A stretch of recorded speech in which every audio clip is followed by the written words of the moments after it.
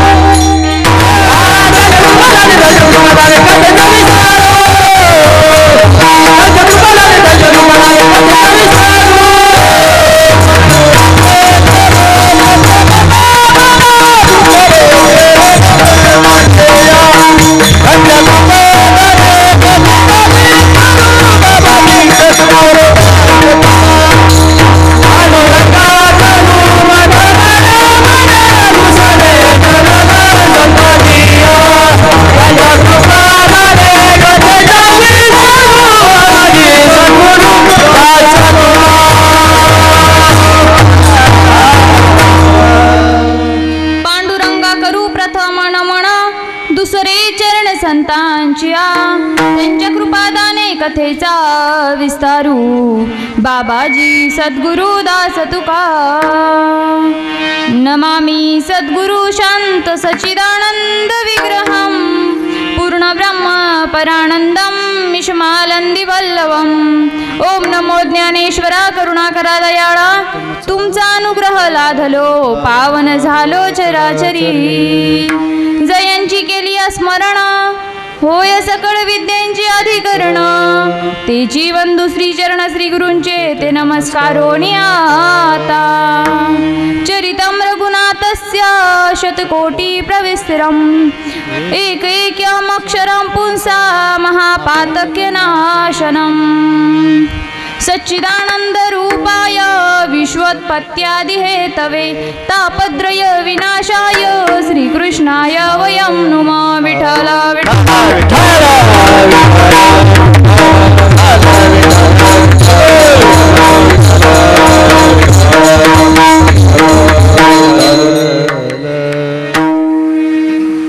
प्रस्तुत प्राप्त प्रसंगी प्राप्त वेळी करुणावर्णालय पंढरीशी पांडुरंग परमात्म्याच्या सेवेसाठी निवडलेला अभंग हा विश्वमान्य विश्वभूषण विश्व अधिकार चिन्मय स्वरूप असलेले जगद्गुरु तुकोबराय यांचा 4 चरणाचा सुंदर असा अभंग सेवेसाठी निवडलेला आहे. विठ्ठल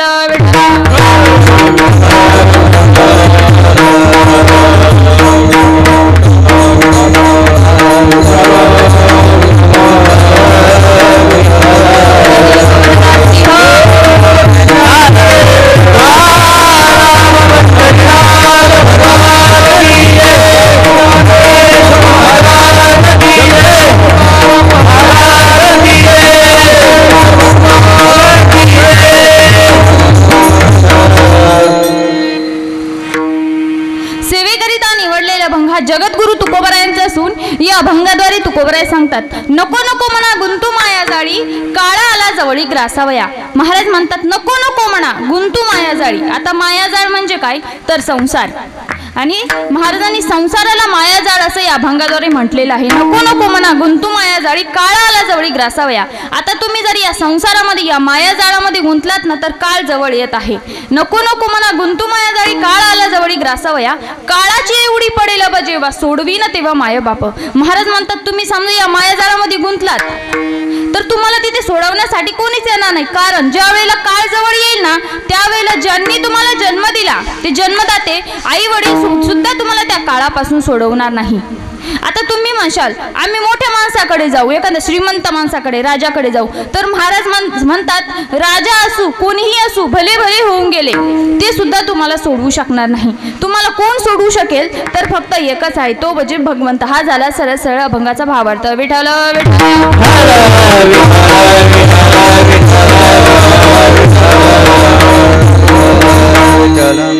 आज या ठिकाणी या पावन पवित्र अशा भूमीमध्ये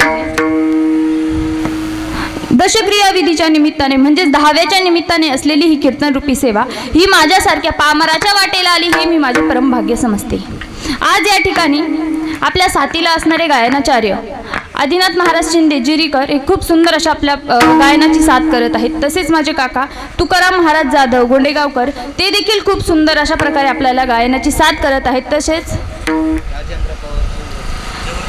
राजेंद्र पवार भाऊ इथलेच आहे जेऊरचे, ते देखील खूप सुंदर अशा प्रकारे आपल्याला साथ करत आहेत. त्यांना खूप खूप धन्यवाद करते. तसेच सचिन दादा आहेत, ते देखील खूप सुंदर अशा प्रकारे आपल्याला गायनाची साथ करत आहेत. तसंच ताईंनी पंचपदी घेतली आशाताई मगर, ताईंना देखील खूप खूप धन्यवाद करते.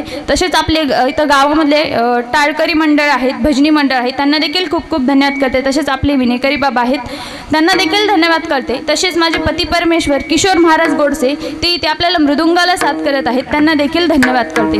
तसेच इथे आज शूटिंगसाठी आलेले बापूदादा त्यांना देखील धन्यवाद करते. तसेच सगळ्यात महत्त्वाचं म्हणजे ज्याच्यावर कीर्तनकाराचा जीव असतो, कीर्तन कसं होईल किंवा गायकांचं गायन कसं होईल ज्याच्यावर आधारित आहे ते म्हणजे साऊंड सिस्टीम रवी भाऊ, ते देखील खूप सुंदर अशा प्रकारे आपल्याला इथे साऊंड सिस्टीम देत आहेत, त्यांना देखील धन्यवाद करते. तसेच आपले इथे पेटीवादक आहेत बाबासाहेब महाराज, त्यांना देखील खूप खूप धन्यवाद करते. तर आज या ठिकाणी ज्या निमित्ताने ही सेवा होत आहे ते म्हणजेच सकुबाई हरिचंद्र म्हस्के या आजींच्या 10व्याच्या निमित्ताने होत असलेली ही कीर्तन रूपी सेवा, ज्यांनी या सेवेचं नियोजन केलेलं आहे ते म्हणजे संतोष दादा म्हस्के त्यांचा मुलगा आहे. तसेच सुभाष दादा म्हस्के त्यांचे नातू आहे.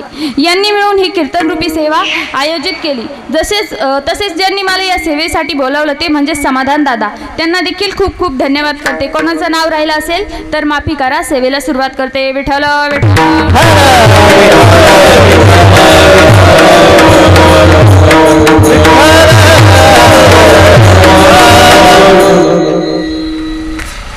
आज या ठिकाणी निवडलेला अभंग हा जगद्गुरु तुकोबरायांचा असून या अभंगाद्वारे तुकोबराय सांगतात नको नको म्हणा गुंतू माया जाळी, काळा आला जवळी ग्रासावया. तुकोबराय सांगतात तुम्ही या माया जाळामध्ये म्हणजेच या संसारामध्ये गुंतू नका. आता अभंगावर बोलण्यापूर्वी तुम्हाला 2-3 गोष्टी सांगून देते. त्या म्हणजे असा की आता सेवेला सुरुवात झालेली आहे. मग सर्वांनी सुरुवातीपासून तर शेवटपर्यंत म्हणजेच कीर्तन संपेपर्यंत सर्वांनी हाताने टाळी आणि मुखाने भजन करायचंय. विठ्ठल विठ्ठल.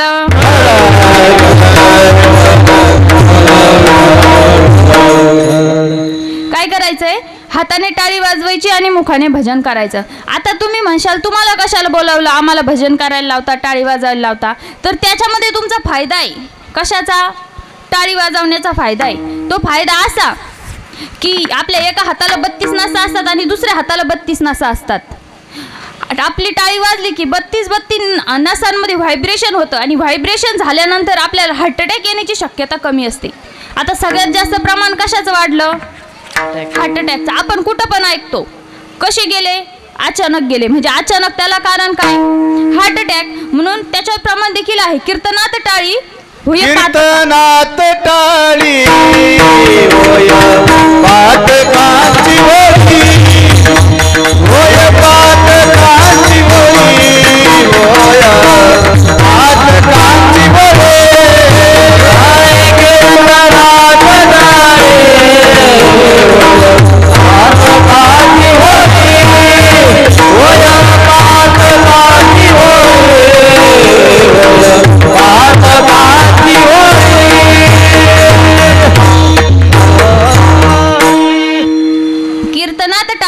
होय पातकांची होळी.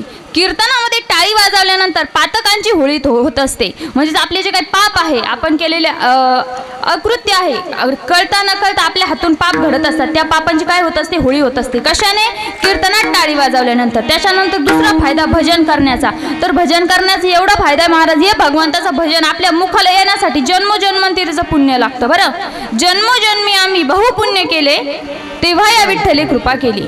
खूप जन्मोजन्मी आम्ही पुण्य केलं, तेव्हा कुठे जाऊन या विठ्ठलाने आमच्यावर कृपा केली, या पांडुरंगाने आमच्यावर कृपा केली, तेव्हा कुठे जाऊन आपल्याला हे भगवंताचं नाव आपल्या मुखाला आलं. म्हणून टाळी वाजवायची आणि भजन करायचं. विठ्ठल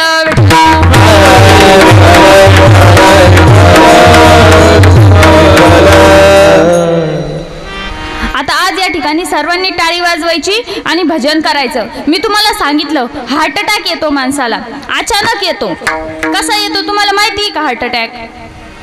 तर आपण मंदिरात जातो, समजा मंदिरात गेल्यानंतर देवाचं दर्शन घेतो. मी तुम्हाला पहिले सांगते की मृत्यू कसा आहे.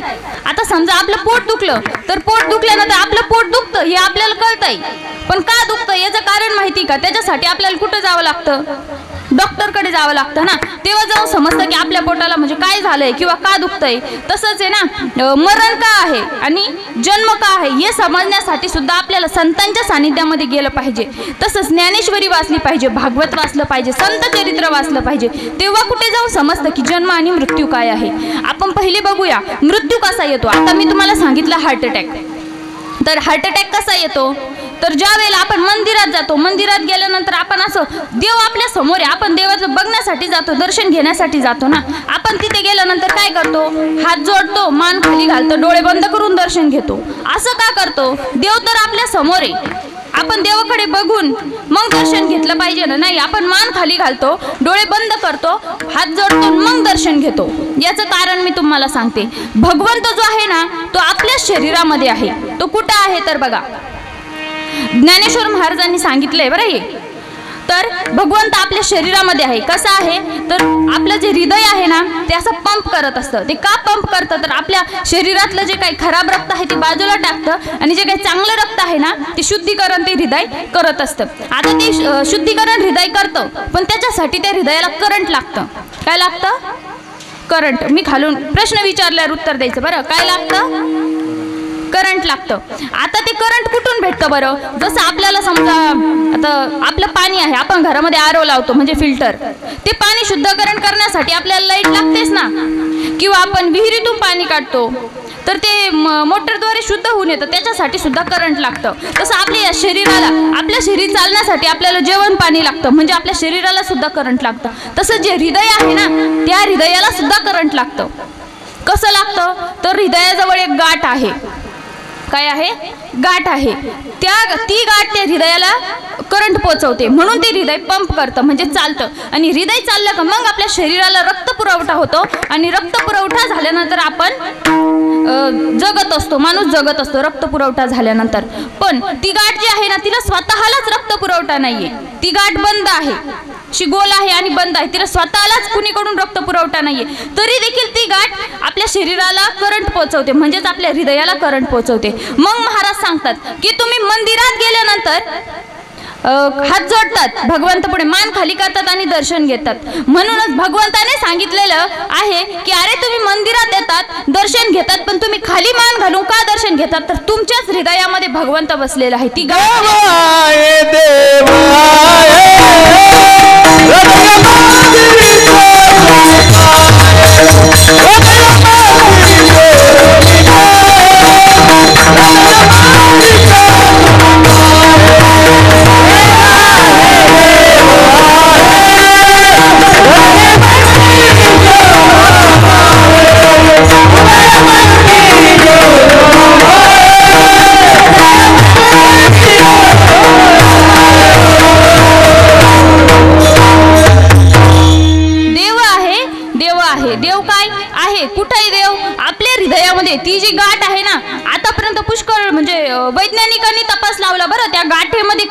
ती करंट कुठून पोहोचवते हे डॉक्टरला कळालं नाही, वैज्ञानिकांना सुद्धा कळालं नाही.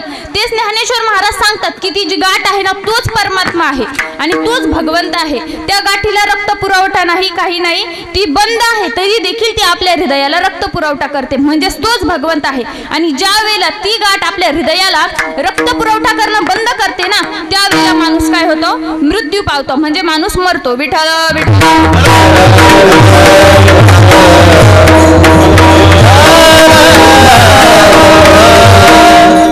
म्हणून ज्या वेळेला ती गाठ आपल्या हृदयाला रक्त पुरवठा देणे बंद करते ना त्यावेळेला काय होतं, तर आपण मृत्यू पावतो, मरून जातो. तर अशा प्रकारे हे आहे मरण. आणि आता जन्म कसा आहे माहिती का तुम्हाला? आपला जो जन्म आहे ना तो वासनेनुसार आहे. बरं, आपण म्हणजे मृत्यूच्या वेळेला जो विचार केला ना त्याच्यानुसार आपला जन्म आहे. म्हणून महाराज सांगतात की क्षणोक्षणी हाची करावा विचार तरावया पार भवसी. महाराज म्हणतात तुम्ही क्षणाक्षणाला विचार करा ना. आपण अंतकाळी जो विचार करतो ना त्याच्यावरूनच आपल्याला वासनेनुसार दुसरा जन्म भेटत असतो आणि त्यानंतर आपल्याला तो भवसागर तरायचा असतो. विठ्ठल विठ्ठल.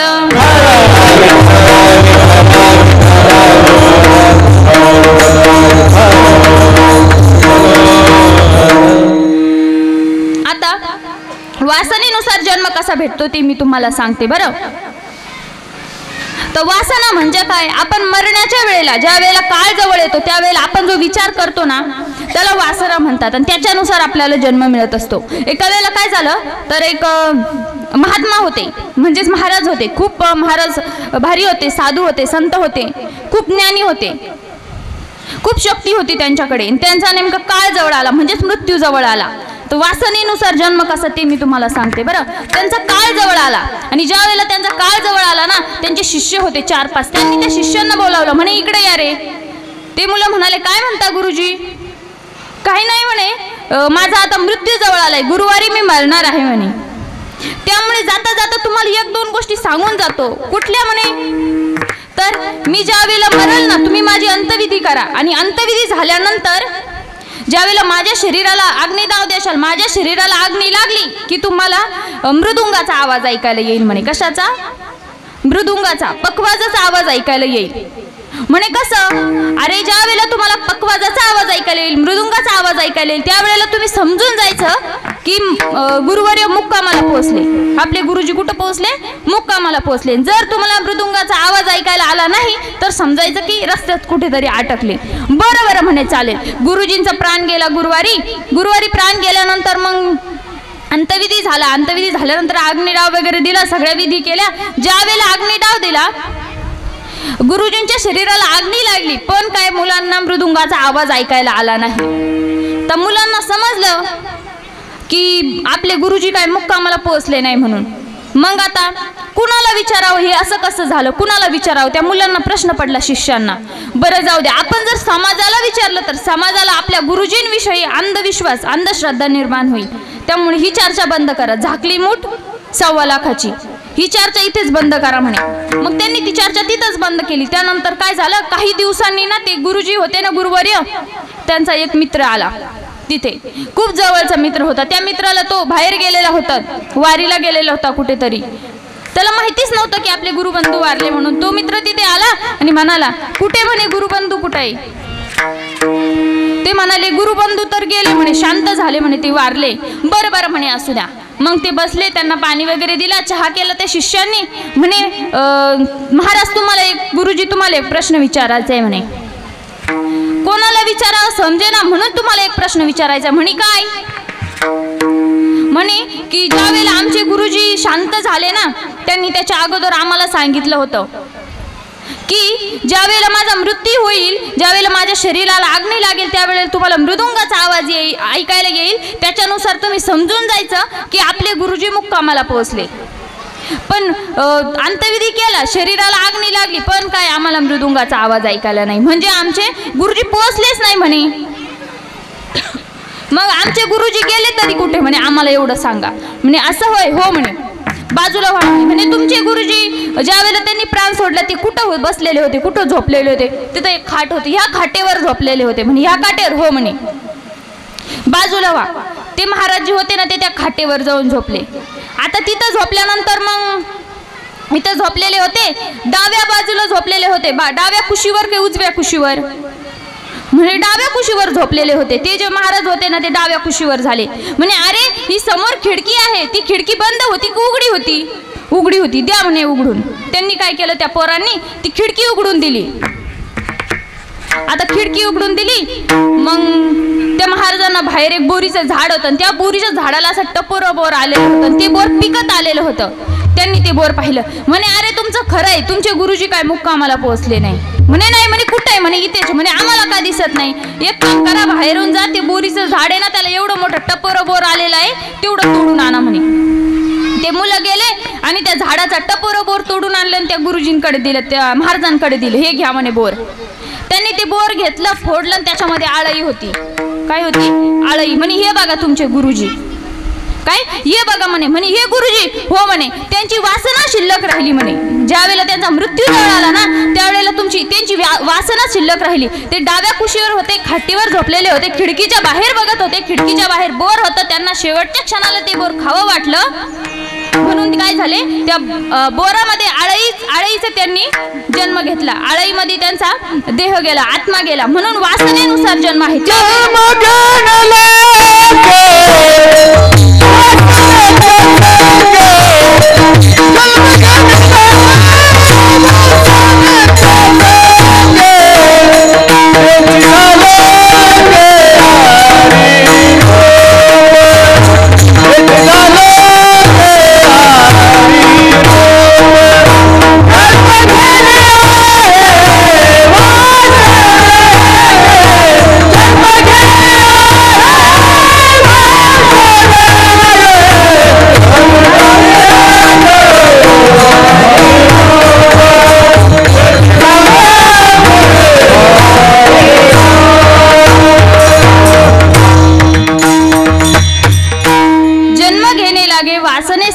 वासनेनुसार जन्म आहे. आणि ज्या वेळेला ती बोर फोडलं ना त्या महाराजांनी, त्याला काय झालं, खिडकीतून उन्हाचा प्रकाश लागला. आता ऊन देखील एक अग्नी आहे बरं, सूर्यदेव एक प्रकारची अग्नीच आहे. आणि ज्या वेळेला त्या बोराला अग्नी लागली, ती जी आळई होती ना ती तडफडून गेली. त्यावेळेला त्या मुलांना काय झालं, मृदुंगाचा आवाज ऐकायला आला. म्हणजेच गुरुजी मुक्कामाला पोहोचले. ते मुलं म्हणाले आमचे गुरुजी मुक्कामाला पोहोचले म्हणे. म्हणजेच अशा प्रकारे वासनेनुसार जन्म आहे बरं. जसं जन्म घेणं हे अटळ आहे ना, जन्म घ्यावाच लागतो आणि मृत्यू हा होतच असतो. आता अशा प्रकारे मग ते महाराज म्हणाले की गुरुजींना जावंच लागलं. काय म्हणे, आमचे गुरुजी आळईमध्ये गेले, आळईमध्ये गेल्यानंतर सुद्धा त्यांचा देह गेला. असं का? म्हणते महाराज म्हणाले अरे या जगामध्ये ना 3 गोष्टींचं पालन करावं लागतं. पहिली गोष्ट म्हणजे जन्माला एकट्यालाच यावं लागतं. काय? पहिली बरं का, पहिली गोष्ट जन्माला एकट्यालाच यावं लागतं. जन्माला आल्यानंतर इथं जे आहे ना आपण राहतो, तर इथं जन्माला एकट्यालाच यावं लागतं, मरावं सुद्धा एकट्यालाच लागतं. ही झाली पहिला नियम बरं. दुसरा नियम, या इथं आल्यानंतर आपण जे काही धन संपत्ती कमवतो ना ती आपल्या सोबत आपल्याला नेता येत नाही. 1 रुपया सुद्धा आपल्याला सोबत नेता येत नाही.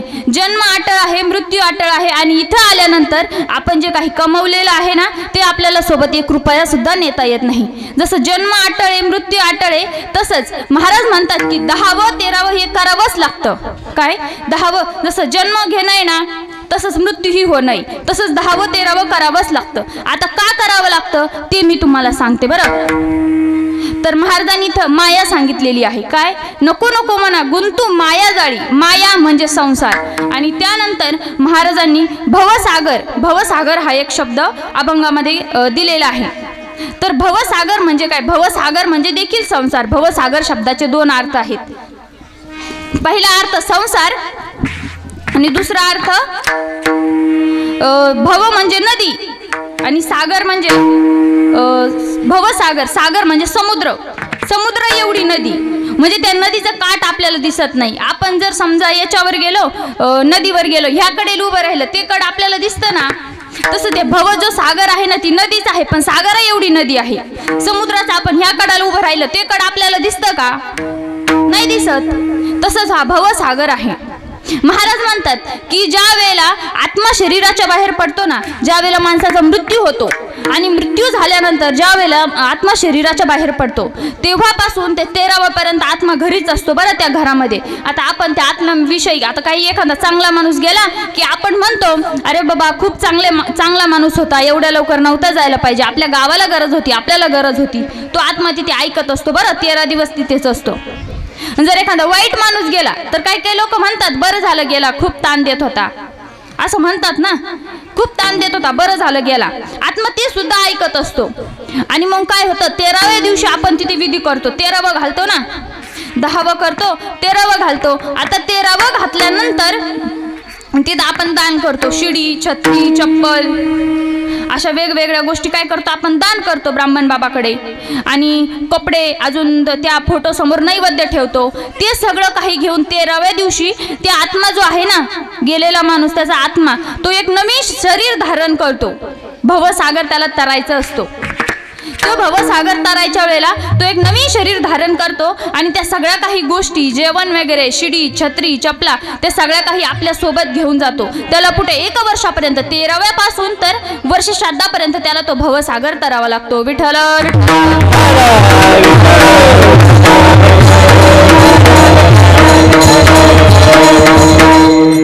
त्याला तो भवसागर तरावा लागतो. आता भवसागर म्हणजे काय तर नदी. आता तुम्ही विचार करशाल नदीचे आम्ही तरून जाऊ, काय करू, तरून जाऊ, पाण्याची नाहीये ती नदी. आता तुम्ही विचार करशाल दह्याची असेल, दुधाची असेल, मधाची असेल, तुपाची असेल, नाही, ती नदी आहे रक्त हाड मासाची. कशाची? रक्त हाड मासाची. ती अशी विचित्र अशी नदी आहे. त्या नदीचं नाव आहे वैतरणी. ती नदी काय करावी लागते, आपल्याला तरावी लागते. तेवढी एकच नाही बरं, भवसागर तरण्याच्या वेळेला 28 प्रकारचे नरक आहेत. त्या नरकांचे जे काही खोंगळे आहे ना, त्या वैतरणी नदीमधून वाहत असतात. म्हणून ती आपल्याला ती नदी तरावी लागते. विठ्ठल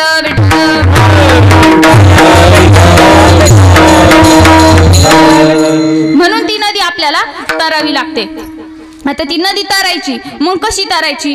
जो आत्मा जो असतो ना, ते नैवेद्य, शिडी वगैरे सगळ्या वस्तू घेऊन सोबत घेऊन जात असतो. आणि ज्या वेळेला तो आत्मा त्या नदीच्या भवसागराच्या काठावर जाऊन पोहोचतो ना, तिथं पोहोचल्यानंतर मग आता आत्मा तिथं पोहोचला, मग पुढचा प्रवास.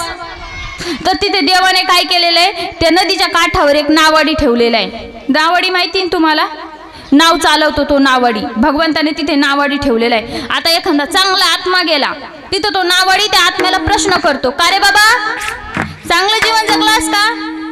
आई वडिलांना जीव लावला ना, त्यांना छळलं तर नाही ना, गरीबाला मदत केली ना, श्रीमंतीचा अहंकार तर केला नाही ना, असं कोण प्रश्न विचारतो? तो नावाडी आत्म्याला प्रश्न विचारतो. आता आत्मा जर चांगला कर्म करणारा असेल, चांगला आत्मा असेल, तो आत्मा सांगतो, हो मी चांगलं जीवन जगलो, मी स्वच्छ जीवन जगलो, आई वडिलांना जीव लावला, गरिबांना मदत केली, पैशाचा अहंकार केला नाही, श्रीमंतीचा अहंकार केला नाही, बस बाबा तुझ्यासाठी आहे. तो नावाडी काय करतो, त्या नावेमध्ये त्या आत्म्याला घेऊन जातो. कुठे? वैतरणी नदीच्या ह्या कडेच्या त्या कडेला तो आत्म्याला घेऊन जातो नावाडी. आता त्यानंतर जो दुष्कर्म करणारा आत्मा असेल, वाईट कृत्य करणारा आत्मा असेल, आता त्या आत्म्याला नावाडी प्रश्न करतो. आता आम्ही विचार करशाल, त्यांना सांगितलं नावाड्याला मी चांगले कर्म केले, त्याला नावाडी घेऊन गेला, मग आम्ही तेवढं पुरतं तिथे खोटं बोलू? तिथे खोटं चालत नाही बरं. आपली जी पाठ आहे ना, त्या पाठीवर एका बाजूला चित्र आहे आणि एका बाजूला गुप्त आहे. म्हणजे आपण आयुष्यामध्ये जन्माला आल्यापासून मरण्यापर्यंत, मृत्यूपर्यंत आपण काय काय कर्म केले सगळं काही त्याच्यावर आपल्या पाठीवर चित्र दिसतं, लिहिलेलं असतं. तो नावाडी ते बघतो. तुम्ही म्हणशाल आम्ही खोटं बोलू, खोटं तिथं चालत नाही. ह्यो आपला कलियुग आहे, आपण या जगामध्ये आहे, पृथ्वीवर आहे, इथंच खोटं चालतं, वर गेल्यावर खोटं चालत नाही. तर तो आत्मा मग प्रश्न करतो, तुम्ही म्हणशाल आम्ही खोटं बोलू, तिथं खोटं चालत नाही. मग आत्म्याला काय करतो, तो नावाडी म्हणतो तू दुष्कर्म केलेलं आहे, तू चांगले कर्म केलेले नाही, तुला काय मी नावेत घेत नाही म्हणे. काय करत नाही, तुला काय मी नावेत घेत नाही. मग आता कसा तरायचा बरं तो? ती नदी कशी तरायची, भवसागर कसा तरायचा? आता केवढा मोठा हा प्रश्न. भगवंत कसा आहे, मग कृपावान आहे. देवाने तिथं ना एक योजना काढलेली आहे. भगवंत कसा आहे, कृपावान आहे. ऐसा कृपावंत कोण, माझ्या विठाई वाचून. अजून विठू माऊली तू माऊली जगाची, विठू माऊली तू माऊली जगाची, माऊली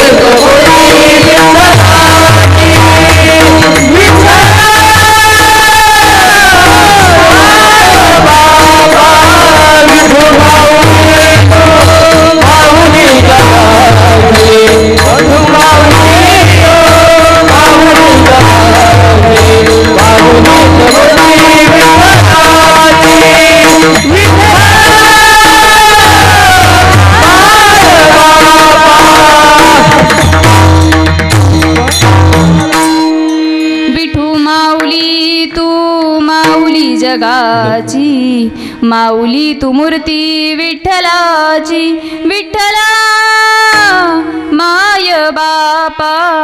अशा प्रकारे तो भगवंत काय आहे, कृपावान आहे. जसं सरकारने आपल्यासाठी योजना काढली ना, लाडकी बहीण योजना, किसान योजना, अशा अनेक योजना सरकारने काढलेल्या आहेत, तशी योजना तिथे भगवंताने सुद्धा काढलेली आहे. कशासाठी? जो आत्मा चांगले कर्म करत नाही त्याच्यासाठी. भगवंत कृपावान आहे ना, त्यामुळे देवाने तिथे योजना काढलेली आहे. ती योजना अशी की जन्माला आल्यानंतर एखाद्या माणसाने, एखाद्या आत्म्याने चांगले कर्म केलेले असतील, म्हणजेच गायीची सेवा जर केलेली असेल, गायी सांभाळलेली असेल किंवा कुणाला दान दिलेले असेल गाय, तर त्यावेळेला काय होतं, तर ते कामधेनू नावाची गाय येते आणि त्या गायीची शेपटी धरून आपल्याला तो भवसागर तरता येतो. विठ्ठल विठ्ठल.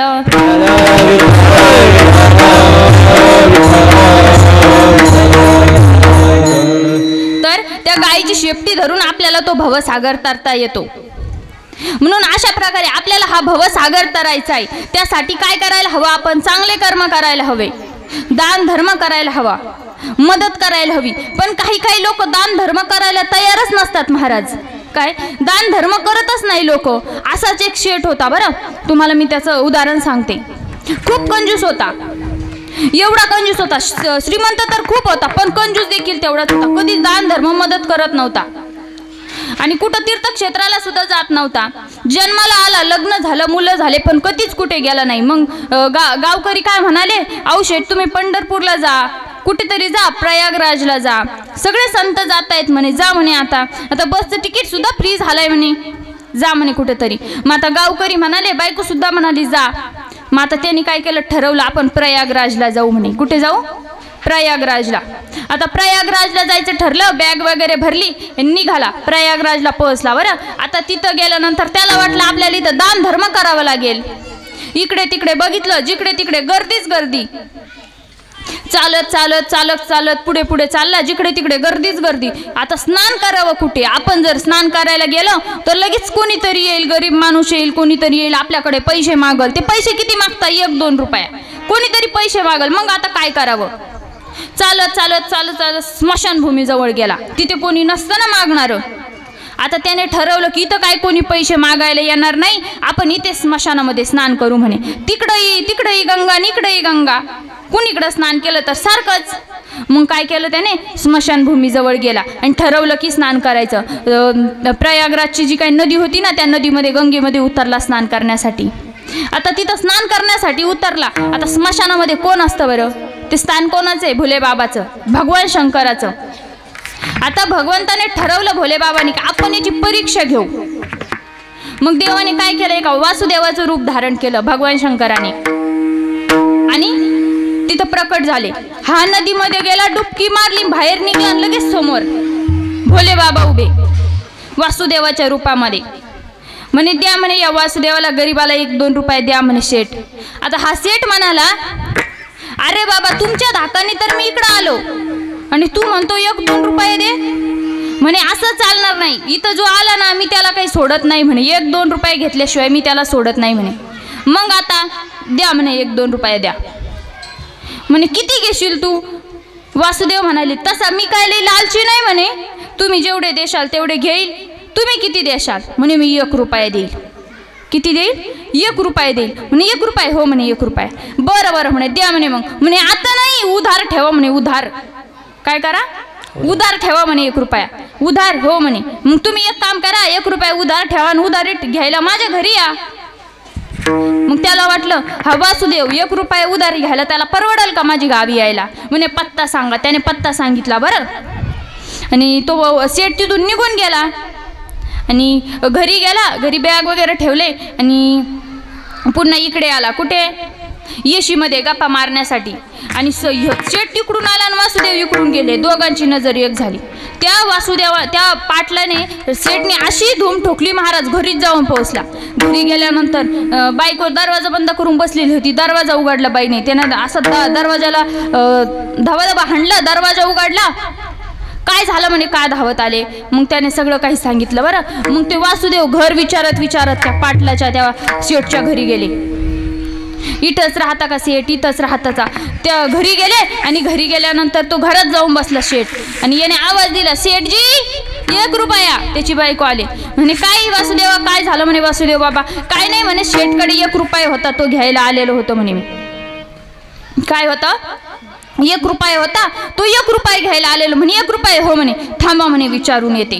ती घरात गेली आणि शेठला म्हणाली नवऱ्याला, का हो त्या वासुदेवाकडे काय विकत घेतलं होतं की 1 रुपया मागतोय. म्हणे, कशाचं आलंय विकत, तुम्हाला पाठवलं प्रयागराजला, आंघोळ केली आणि त्याचा 1 रुपया घ्यायला आलं म्हणे ते. मग आता काय करावं, जा म्हणे, सांग म्हणे जाऊन घरात नाहीत ते. ती गेली आणि सांगितलं ते घरात नाही म्हणे. तुम्ही तर म्हणे आधी आहे म्हणे, माझ्या ध्यानात राहिलं नव्हतं, ते बाहेर गेले म्हणे. बरं बरं, ते येईपर्यंत मी वाट बघतो म्हणे. एक काम करा, घरात जा आणि मला काहीतरी जेवायला घेऊन या म्हणे, जे बनवलेलं असेल ते. ही घरात गेली, नवऱ्याला म्हणाली, काय डोक्याला ताप आहे म्हणे, आधी 1 रुपया मागत होता, आता जेवायला सुद्धा मागू राहिला म्हणे तो. आता काय करू म्हणे मी. म्हणे, एक काम कर, जा आणि बाहेर जाऊन सांग माझ्या नवऱ्याची तब्येत लय बिघडली. काय झालं, माझ्या नवऱ्याची तब्येत बिघडली. ती बाई बाहेर गेली आणि त्याला सांगितलं माझ्या नवऱ्याची तब्येत बिघडली. म्हणे, तब्येत बिघडली हो म्हणे. वासुदेव म्हणाला, मी डॉक्टर सुद्धा आहे म्हणे. काय आहे, मी डॉक्टर सुद्धा आहे, मी डॉक्टरचा कोर्स केलेला आहे, चला म्हणे मी त्यांची ट्रीटमेंट करतो. ही पुन्हा घरात गेली, आधी 1 रुपया मागत होता, नंतर जेवायला मागत होता, आता तुमची ट्रीटमेंट करायला येतोय म्हणे वासुदेव घरात. म्हणे, अरे ट्रीटमेंट करायला हो म्हणे. मग आता 1 रुपया गेला, नंतर जेवायला मागत होता आणि याने जर कधी ट्रीटमेंट केली तर किती पैसे घेईल म्हणे हा माझ्याकडून, काय करील, किती पैसे घेईल. मग आता काय करा म्हणे, जा बाहेर जाऊन सांग माझा नवरा गेला. कुठे, वर बरं, माझा नवरा गेला, बाहेर जाऊन सांग. ती बाई गेली आणि ती म्हणाली, नाही ती आधी म्हणाली नवऱ्याला, तुम्ही तर जिवंत आहे, मी कसं सांगू माझा नवरा मेला. आणि अगं मी नाटक करतो मरण्याचे, जा म्हणे तू. याने काय केलं, श्वास बंद केला ना असा खाली झोपला बरं जमिनीवर. ती गेली, त्याला सांगितलं, रडत रडत गेली, माझा नवरा गेला ग बाई, माझा नवरा गेला ग बाई. आणि त्याला म्हणाली, माझे पतिदेव वारले म्हणे, गेले म्हणे ते, आता त्यांची तब्येत फार खराब म्हणे. पतिदेव गेले हो म्हणे, थांबा थांबा म्हणे, अंत्यविधीसाठी गावकऱ्यांना बोलवून आणतो. ते वासुदेव जे होते ना गावात गेले, सगळ्या गावकऱ्यांना जमा करून आणलं. शेठ गेले, शेठ गेले, शेठ गेले, सगळे गावकरी जमा झाले. आता मग काय तयारी सुरू झाली, कशाची, विधीची, अंत्यविधीची. पहिले सूट काय करतात, त्या प्रेताला आंघोळ घालतात ना, असं कडक पाणी केलं महाराज, काय सांगावं, अंगाला फोडं येतील एवढं गरम पाणी केलं. आणि त्या पाण्याने त्या शेठला आंघोळ घातली, तरी तो शेठ उठायला तयार नाही 1 रुपयासाठी. बरं तुम्हाला मी सांगते, भगवंत कुठल्याही रूपामध्ये आपण परीक्षा घेण्यासाठी येऊ शकतो. बरं तुम्ही विचार नका करू, देव देवाच्याच रूपात येईल असं नाही, हे कलियुग आहे. या जगामध्ये जसं माणसं बदलतात ना, तसं देवाला सुद्धा वेगळं वेगळं रूप घ्यावं लागतं परीक्षा घेण्यासाठी. तर आता मग वासुदेवाचं रूप घेतलं. मग शेठ गेले, बायाने पाणी तापवलं, इतक्या गरम पाण्याने त्या शेठला आंघोळ घातली महाराज. आंघोळ घातली, आंघोळ झाली, नवे कपडे घातले, त्याच्या नाकामध्ये कापसाचे गोळे घातले. तो काय करत होता, नाटक. नाकात कापसाचे गोळे घातले, श्वास घेता येईना, कानात कापसाचे गोळे घातले, ऐकायला येईना. तर केवढी मोठी ही पंचायत. मग आता करावं काय, काय सुचेना. मग काय झालं, अंत्यविधीची तयारी झाली आणि त्याला आहे ना तिरडीवर ठेवलं. आता त्या बाईला वाटलं आपल्या नवऱ्याचा कार्यक्रम झाला. ती मोठमोठ्याने रडू लागली, माझा नवरा गेला नाही ग बाई, ते जिवंत आहेत ग बाई. एक आजीबाई पुढे आली आणि म्हणाली, अगं बाई, जिचा नवरा जातो तिला असंच होतं ग, ती अशीच रडते म्हणे. अगं आजी तू गप्प बस म्हणे, तुला काय समजतंय, ते मेले नाही, तुम्ही तरी उठून सांगा म्हणे तुम्ही गेले नाही, तुम्ही नाटक करताय. ती नवऱ्याला असं म्हणाली. बरं आता तो कशाला उठल, त्याला माहिती आपण उठलो तर 1 रुपया जाईल, तो काय उठायला तयार नाही. मग तिरडी उचलली, भाऊबंधांनी चालवलं स्मशानात. राम नाम सत्य हे, राम नाम सत्य हे म्हणत म्हणत स्मशानात गेले. चितेवर ठेवलं, त्याच्या लेकराला पुढं केलं अग्नी डाव देण्यासाठी. आता भोले बाबाला वाटलं, वासुदेवाला वाटलं की हा काय उठणार नाही, हा काय उठणार नाही 1 रुपयासाठी. मग आता देवाने काय केलं, तर त्याला चितेवर ठेवलं, अग्नी डाव द्यायचाच. तर इकडून भोले बाबा म्हणाले, शेठ 1 रुपया फिटला, तेव्हा शेठ उठला. असे काही काही कंजूस लोक असतात. बरं आता भगवंत त्या शेठला म्हणाले, हे बघ, आजपर्यंत माझ्या भक्तांनी माझ्यासाठी खूप मोठी मोठी तपश्चर्या केली, माझ्या नावाचा जप केला, माझ्या नावाचं शिवतांडव म्हणलेत, तपश्चर्या केली अनेक वर्ष, मी त्यांच्यावर प्रसन्न झालो, काही काही वेळेला झालोही नाही, पण तुझ्यावर मी प्रसन्न झालो. का माहिती का? तुझ्या कंजूसपणामुळे. बोल तुला काय पाहिजे. आता त्या भोले बाबांनी त्याला वरदान देण्यासाठी सांगितलं, तुला काय पाहिजे. तो काय म्हणाला माहिती का? तो जो 1 रुपया तू धरून बसला होता ना तेवढा सोडून दे म्हणे. एवढे लोक या संसारामध्ये या माया जाळामध्ये गुंतलेले आहेत. ऐक मानवा भाई तुला मनामध्ये, ऐक मानवा भाई तुला मनामध्ये, नरासारखा नरधर्मला आला संसारा, आला संसारा, आला संसारा, आला संसारा.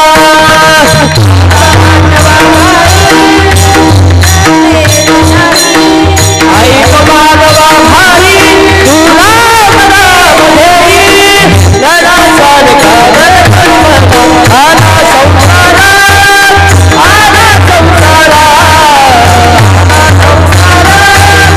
आला संसारा.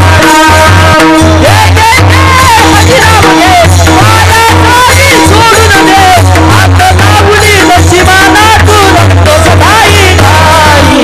संसारा पायी, या संसारा पायी, या संसारा पायी, या संसारा पायी, संसारा पायी, या संसारा पायी, संसारा पायी, या संसारा पायी.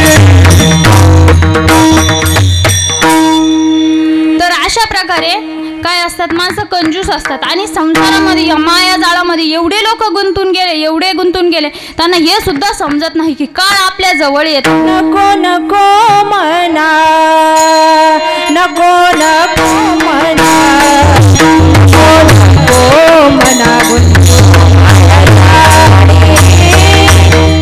नको म्हणा, नको नको म्हणा, नको नको म्हणा, माया जाळी. नको नको म्हणा, नको नको म्हणा, नको नको म्हणा, गुंतू माया जाळी. नको नको म्हणा, नको नको म्हणा, नको नको म्हणा, गुंतू माया जाळी. नको नको म्हणा, नको नको म्हणा, नको नको म्हणा, गुंतू माया जाळी. नको नको म्हणा, नको नको म्हणा, नको नको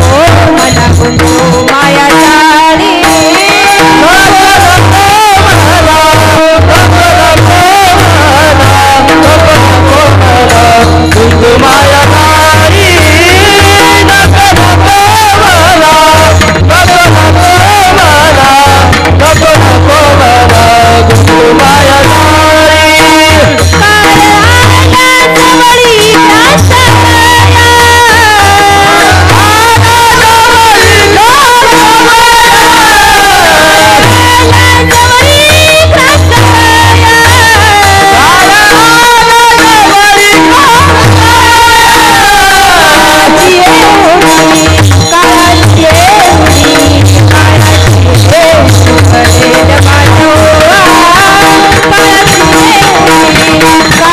नको म्हणा, नको नको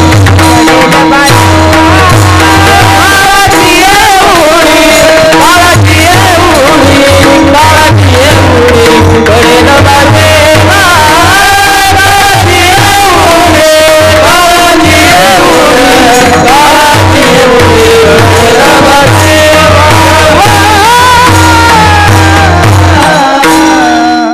नको नको म्हणा, गुंतू माया जाळी. काळ आला जवळी ग्रासाया, जवळी ग्रासावया. महाराज म्हणतात की अरे मना म्हणजे आपण बरं. अरे माणसांनो, या मायाजाळामध्ये तुम्ही गुंतू नका, या संसारामध्ये तुम्ही गुंतू नका. काय करा, तुम्ही परमार्थ करा, तुम्ही भक्ती करा, अशा प्रकारे महाराज सांगतात. विठ्ठल विठ्ठल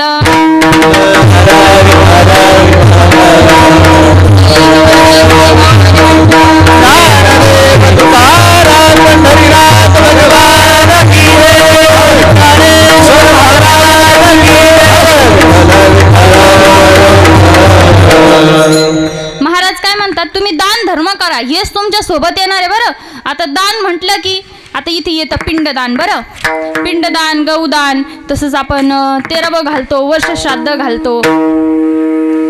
तर पिंडदान नाही केलं तर काय होतं, मी तुम्हाला याचं दोष सांगते. बरं, ज्या वेळेला भागवतामध्ये एक कथा दिलेली आहे, गोकर्ण आणि धुंदकारी हे दोघं भाऊ होते. एकाचा जन्म आईच्या गर्भातून झालेला होता आणि एकाचा जन्म गाईच्या गर्भातून झालेला होता, गौमातेच्या. आणि जो आईच्या गर्भातून आलेला होता ना, त्याचं नाव होतं धुंदकारी. तो खूप म्हणजे असा चांगला नव्हता, तो दुष्कर्म करणारा होता.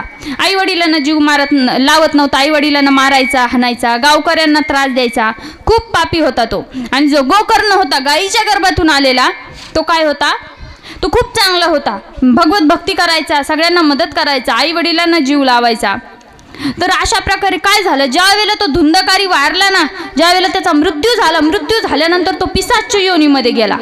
कारण की त्याचा जो काही गोकर्ण भाऊ होता ना, तो त्यावेळेला यात्रेसाठी गेलेला होता. त्याला माहितीच नाही आपला भाऊ मेला. मग त्यानंतर काय झालं, तो जो धुंदकारी होता तो पिशाच योनीमध्ये गेला. आता तुम्ही म्हणशाल पिशाच योनी म्हणजे काय, काही कोणाकोणाला समजणार नाही. पिशाच योनी म्हणजे आपण म्हणतो ना, भूत आहे, असं आहे, तसं आहे, ते. बरं, पिशाच योनीला गेला कोण, धुंदकारी. आता पिशाच योनीला गेल्यानंतर मग तिथे खूप त्रास होता. ज्या वेळेला गोकर्ण यात्रा करून गावी आला, त्याच्या घरी आला, आणि घरी आल्यानंतर त्याचा जो काही आत्मा होता ना धुंदकारीचा, तो त्या गोकर्णाला, त्याच्या भावाला दिसू लागला. तो भावाला म्हणू लागला, अरे फार त्रास आहे म्हणे वर, काय फार त्रास आहे वर, तू मला याच्यातनं वाचव म्हणे, काही कर, पण तू काय कर, माझं पिंडदान कर. परत वर्ष श्राद्ध घाल, 13वं घाल, 10वं घाल, कारण की वर फार त्रास आहे, मला फार त्रास होतोय, हे कारण आहे. बरं, आता तुम्ही म्हणशाल, काही लोक काय म्हणतात, अरे 10वेचे कीर्तन ठेवल्यापेक्षा वर्ष श्राद्धाचे 13वेचे प्रवचन, याच्यापेक्षा आपण गरिबांना मदत करू. तुम्ही तिकडेही मदत करा, पण हे करणं गरजेचं आहे. कारण की आता त्यावेळेला त्या गोकर्णाने काय केलं, तर त्याच्या भावाचं पिंडदान केलं, वर्ष श्राद्ध केलं, 13वं केलं, आणि भागवत कथा ठेवली. ज्या वेळेला भागवत कथा पूर्ण झाली ना, त्यावेळेला तो जो आत्मा होता, पिशाचा आत्मा धुंदकारीचा, त्यावेळेला त्याला मुक्ती मिळाली. कशामुळे, तर पिंडदान केल्यामुळे. म्हणून पिंडदान करावंच लागतं. नाही केलं तर काय होतं बघा, पिंडदान जर नाही केलं तर ना, आपले जे काही म्हणजे गेलेले माणसं असतात ना, ते पिशाच्या योनीला जातात. आता काही तो मग आपल्या घराला दोष लागतो. आता काही घरांमध्ये सारखे भांडण होत असतात, नवरा बायकोचं जमत नाही, सासू सुनेचं जमत नाही, घरामध्ये सारखे भांडणं होणार, पैसा आल्यानंतर सुद्धा घरामध्ये पैसा टिकत नाही. काय होतं, ते पितृ जे असतात ना, त्याचा आपल्याला दोष लागतो. मग आपण काय करतो, त्र्यंबकेश्वरला जातो आणि तिथं जाऊन काय करतो, नारायण नागबली करतो. तर ती नारायण नागबली नंतर केल्यापेक्षा आता जर आपण जेव्हा ज्याच्या त्यावेळेला ते विधी केले तर काही अडचण आहे का, नाही. म्हणून त्यावेळेला असे काय करत असतात, तर आपल्याला ते दोष लागत असतात. म्हणून पिंडदान हे करावंच लागतं. 10वं वर्ष श्राद्ध हे करावंच लागतं. देवाने सुद्धा केलं, महाराज काय केलं, देवाने सुद्धा केलं पिंडदान, ज्ञानदान. त्रेतायुगामध्ये रामप्रभूंनी केलं. ते वनवासाला गेलेले होते, तरी देखील त्यांनी काय केलं, दशरथ राजाचं तिथे सीतामातेने आणि रामप्रभूंनी पिंडदान केलं. त्यानंतर तुम्ही म्हणशाल आम्हाला त्रेतायुगाचं सांगू नका. मग द्वापर युगामध्ये ज्या वेळेला सगळे कौरव जे आहे ना, युद्ध झाल्यानंतर सगळे कौरव मृत्युमुखी पडले, त्यावेळेला युधिष्ठिराच्या हाताने हे ज्या होत्या ना, कुंती माता, त्यांनी सांगितलं की आपले जे काही कौरव आहे ते कोण होते, ते काही वेगळे नव्हते, ते आपलेच होते, ते भाऊच होते, फक्त वाटण्या झालेल्या होत्या. त्यामुळे तुम्ही काय करा, तर तुम्ही त्यांचं पिंडदान करा. त्यावेळेला त्या कौरवांना काय भेटेल, मुक्ती भेटेल. त्यावेळेला भगवान श्रीकृष्णाच्या काळामध्ये द्वापर युगामध्ये सुद्धा काय केलं, देवाने कुंती मातेच्या हातून पिंडदान करून घेतलं मातेने. तसंच तुम्ही म्हणशाल ते सांगू नका, आताच सांगा. तर कलियुगामध्ये संत तुकोबरायांनी, ज्यांचा आपण सेवेसाठी निवडलेला अभंग आहे ना, त्या तुकोबरायांनी सुद्धा पिंडदान केलं आई वडिलांचं. तर अशा प्रकारे पिंडदान किंवा ज्ञानदान हे आपण केलंच पाहिजे. आता आजींचं किती मोठं भाग्य समजा तुम्ही, आज एकादश आहे, एकादशीच्या दिवशी आजींचं काय आलं, 10वं आलं. खूप मोठं भाग्य लागतं बरं. एकादशीच्या दिवशी मृत्यू यायला, 10वं यायला, वर्ष श्राद्ध यायला खूप मोठं जन्मजन्मांतरीचं पुण्य लागतं. जन्मोजन्मी आम्ही बहुपुण्य केले, तेव्हा या विठ्ठलाने कृपा केली.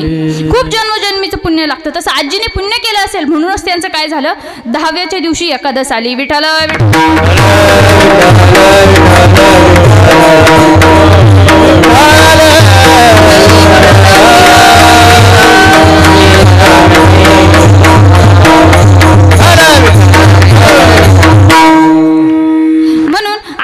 ज्ञानदान पिंडदान हे करावंच लागतं, त्याच्याशिवाय पर्याय नाही.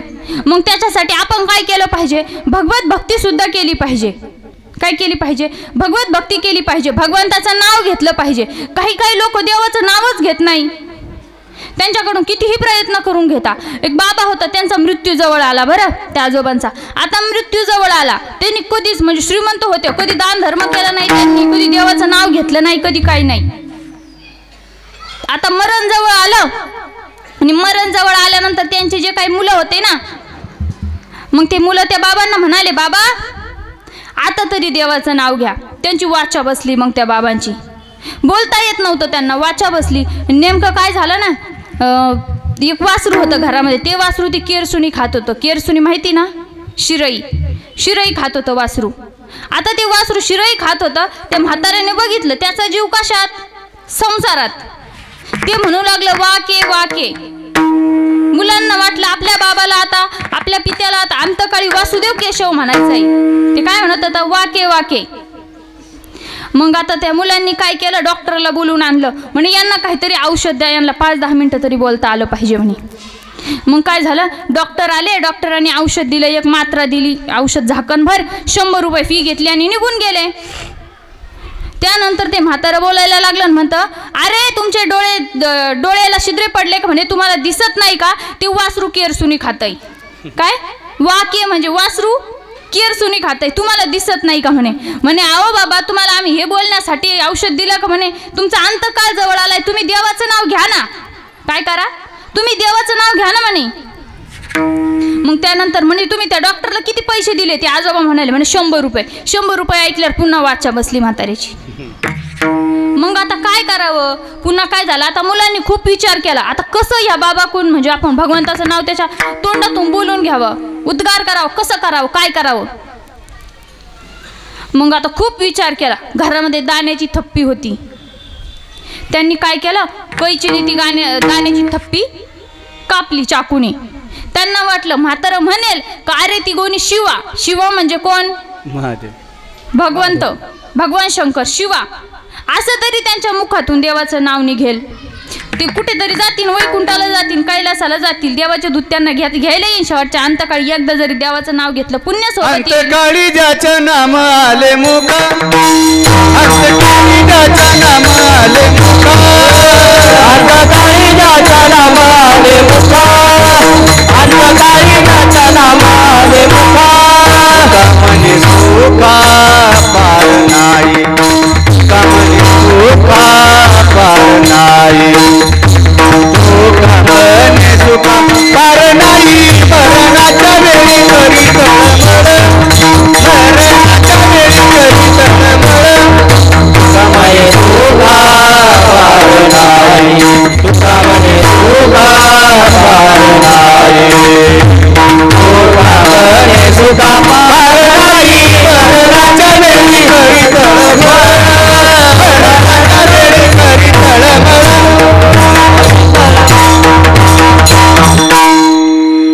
मग त्या मुलांनी काय केलं? तर ती जी गोणी होती ना, तो त्याला टाचे मार म्हणजे असं फाडलं चाकूने आणि त्याच्यातून दाणे निघू लागले. म्हातारीची पुन्हा थडपड सुरू झाली. काय? पुन्हा तडपड सुरू झाली. आता मुलांना वाटलं हे म्हणाल, पोत्याला शिवा, गोणीला शिवा. त्यांनी पुन्हा डॉक्टरला बोलून आणलं, पुन्हा एक मात्रा औषध दिलं, एक झाकण भरून, आणि डॉक्टर पुन्हा 100 रुपये घेऊन निघून गेले. म्हातारा बोलायला लागला, अरे तुम्हाला काही अक्कल आहे का नाही? तुमचे डोळे कुठं गेले? म्हणे अरे त्या गोणीला टाचे मारा ना. काय करा? टाचे मारा. शिवा म्हणलं का?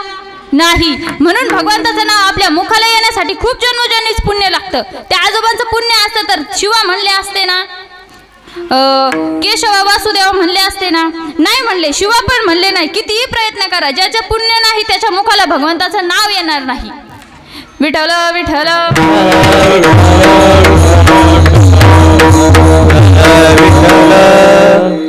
त्या बाबाच्या मुखाला काय भगवंताचं नाव आलं नाही. आणि असं झाल्यानंतर मग ते म्हातारं म्हणालं, का रे ते डॉक्टरला आता किती पैसे दिले म्हणे 100 रुपये. म्हणे पहिले 100 हे 100 200 रुपये झाले. एवढं याच्यात माझं 10वं 13वं वर्ष श्राद्ध झालं असतं म्हणे. काय झालं असतं 10वं 13वं वर्ष श्राद्ध. म्हणे हो म्हणे. मग आता काय करायचं बाबा. म्हणे हे बघा आता डॉक्टरला दिले 200 रुपये. आता समजून घ्या माझं 10वं झालं 13वं झालं वर्ष श्राद्ध झालं सगळ्या विधी झाल्या असं समजून घ्या. मी मेल्यानंतर काय विधी करू नका म्हणे तुम्ही आता. असं काही काही माणसाचं ना मन एवढं संसारामध्ये गुंतलेलं असतं महाराज. भजन करायला सुद्धा तयार नाही. अहो महाराज ज्यावेळेला रेडा होता रेडा ज्ञानोबरायांच्या काळामध्ये एका रेड्याला समजलं आपण संतांच्या मागे गेल्यानंतर काय होईल. लोक पुढं चालून आपल्या दर्शन घेतील. आता लोक आळंदीला जातात आळे फाट्याला जातात रेड्याचं दर्शन घेतात आणि घरी येऊन म्हणतात झालं होय एकदा रेड्याचं दर्शन. ते रेड्याचं दर्शन घेतल्यापेक्षा वारकरी संप्रदायामध्ये या ना. टाळ घेऊन उभं राहा कोणी पण तुमच्या पाया पडून जाईल. काय त्याच्यासाठी सुद्धा पुण्य लागतं. एका रेड्याला समजलं संतांच्या मागे गेल्यानंतर लोक पुढे चालून आपलं दर्शन घेतील. तसंच एका पक्षाला सुद्धा समजलं. आता तो पक्षी कोण जटायू नावाचा पक्षी. ज्या वेळेला महाभारत घडलं ना रावण जो होता रामायण ज्या वेळेला घडलं ना त्यावेळेला ह्यो होता कोण रावण सीतामातेला घेण्यासाठी आला. त्याने काय केलं सीतामातेचं हरण केलं. ज्या वेळेला सीतामातेचं हरण झालं ना त्यावेळेला छळ कपट करून रावण सीतामातेला पुष्पक विमानामध्ये घेऊन गेला आणि जटायू नावाचा पक्षी सीतामातेला वाचवण्यासाठी गेला. आता वाचवण्यासाठी गेल्यानंतर मग सीतामाता ओरडू लागल्या आक्रोश करू लागल्या मला कोणीतरी वाचवा या दुष्टापासून मला कोणीतरी सोडवा अशा प्रकारे आक्रोश करू लागल्या.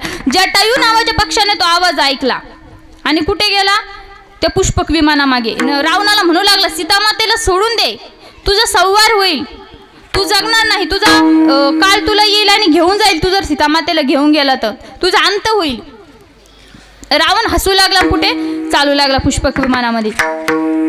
आता त्यावेळेला तो जो जटायू नावाचा पक्षी होता ना तो म्हणाला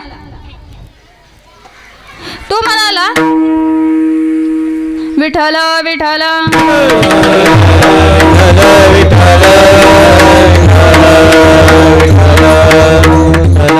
तर तो जटायू नावाचा पक्षी होता ना तो पक्षी म्हणाला की काय करा म्हणे रावणाला म्हणाला तुझा मृत्यू कशामध्ये आहे. रावणाने सांगितलं माझा मृत्यू माझ्या पायाच्या बोटामध्ये अंगठ्यामध्ये आहे म्हणे तुझा मृत्यू कशात आहे. जटायू खरं बोलून गेला माझा मृत्यू माझ्या पंखांमध्ये आहे.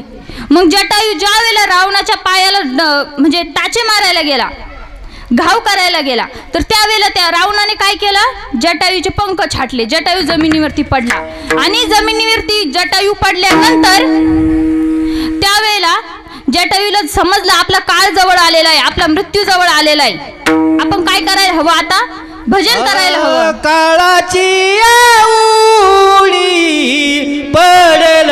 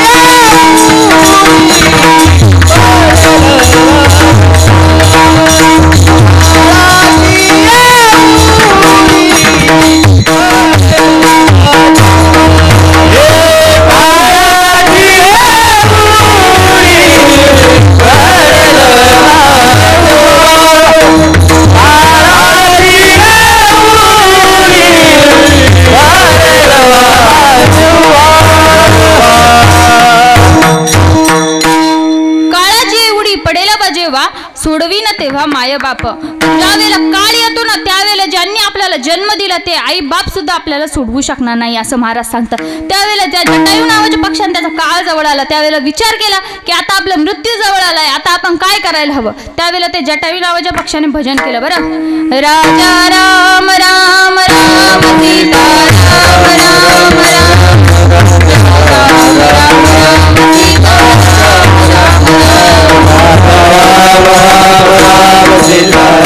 राम राम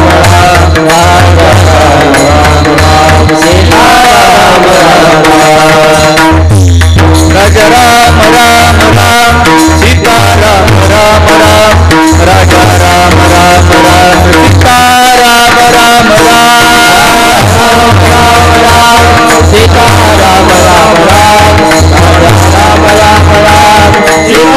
राम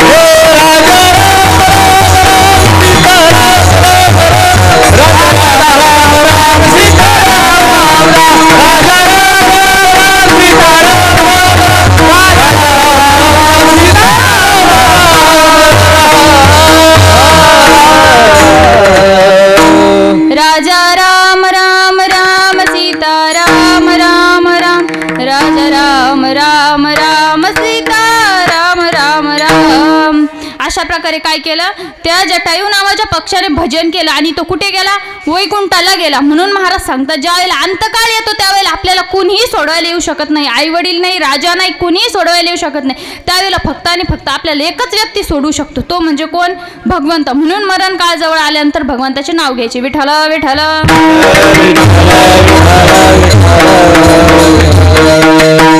आज या ठिकाणी वारकरी संप्रदायाच्या नियमानुसार भजन होईल. सर्वांनी वर हात करा. महिला मंडळ, पुरुष मंडळ. विठोबा रखुमाई